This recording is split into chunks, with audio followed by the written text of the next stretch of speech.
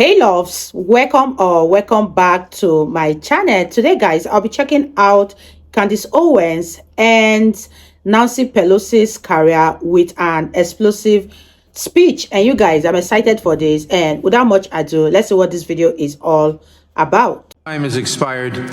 Ms. Owens. That was unfair. It was not unfair. You had plenty of extra time. Ms. No, Owens. I did not. Ms. Owens. Mr. Chairman, There we go. Mr. Chairman, Ranking Member Mr. Collins, thank you for having me here today. I received word on my way in that many of the journalists were confused as to why I was invited, and none of them knew that I myself was the victim of a hate crime when I was in high school. That's something that very few people know about me because the media and the journalists and the left are not interested in telling the truth about me because I don't fit the stereotype of what they like to see in black people. I'm a Democrat, I support the President of the United States, and I advocate for things that are actually affecting the black community.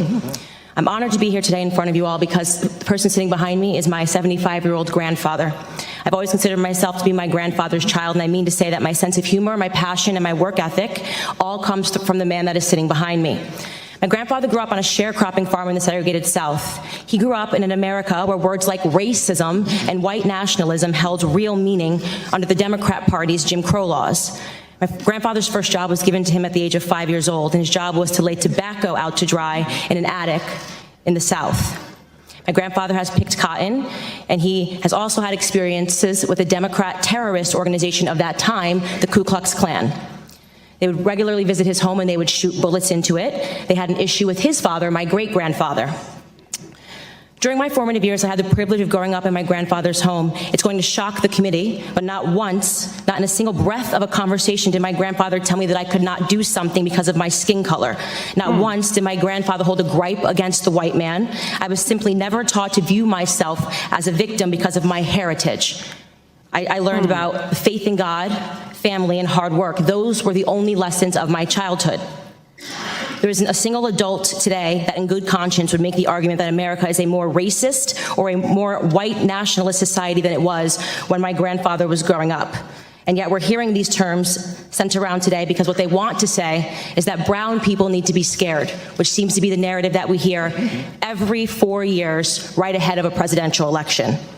Here are some things we never hear. So sad. 75% of the black boys in California don't meet state reading standards. In inner cities like Baltimore, within 5 high schools and 1 middle school, not a single student was found to be proficient in math or reading in 2016.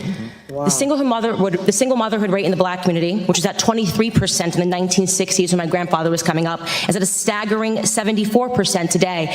I'm guessing there will be no committee hearings about that. Wow. There are more black babies aborted than born alive in cities like New York, and you have Democrat Governor Andrew Cuomo lighting up buildings to celebrate late-term abortions. I could go on and on, but my point is that white nationalism did not do any of those things that I just brought up. Democrat policies did. Let me be clear. The hearing today is not about white nationalism or hate crimes. It's about fear-mongering, power, and control. It's a preview of a Democrat 2020 election strategy, same as the Democrat 2016 election strategy. They blame Facebook, they blame Google, they blame Twitter. Really, they blame the birth of social media, which has disrupted their monopoly on minds. They called this hearing because they believe that if it wasn't for social media, voices like mine would never exist, that my movement Blexit, which is inspiring black Americans to leave the Democrat Party, would have never come about, and they certainly believe that Donald Trump would not be in office today. Looking on the next thing to focus on now that the Russian collusion hoax has fallen apart.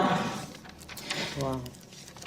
What they won't tell you about the statistics and the rise of white nationalism is that they've simply changed the data set points by widening the definition of hate crimes and upping the number of reporting agencies that are able to report on them. What I mean to say is that they're manipulating statistics.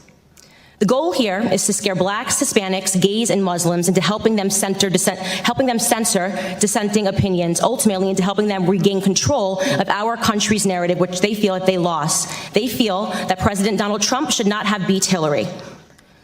If they actually were concerned about white nationalism, they would be holding hearings on Antifa, a far-left, violent, white gang who determined one day in Philadelphia in August that I, a black woman, was not fit to sit in the restaurant. They chased me out. They yelled race traitor to a group of black and Hispanic police officers who formed a line to protect me from their ongoing assaults. They threw water at me. They threw eggs at me. And the leftist media remained silent on it.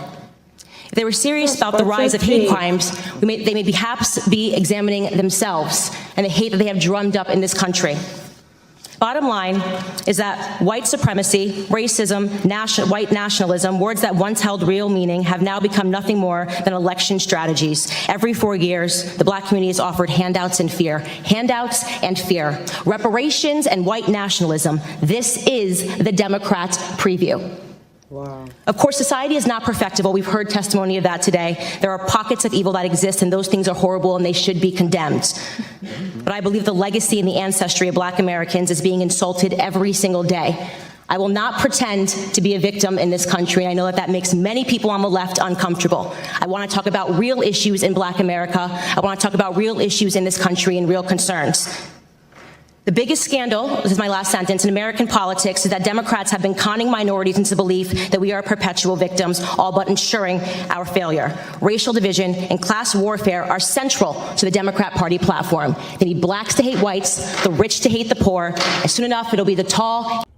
Wow, you guys, that was such an interesting one from Candace Owens. I love the way she just went straight to the point, and I love the way Candace actually talks and the way she analyzes a particular topic.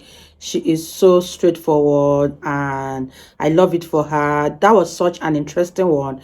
And I really had fun reacting to Candace Owens. If you guys totally enjoyed watching, give this video a massive thumbs up, comment, share, and all that good stuff. And this is me officially signing out. I will see you guys in the next video. Bye, guys.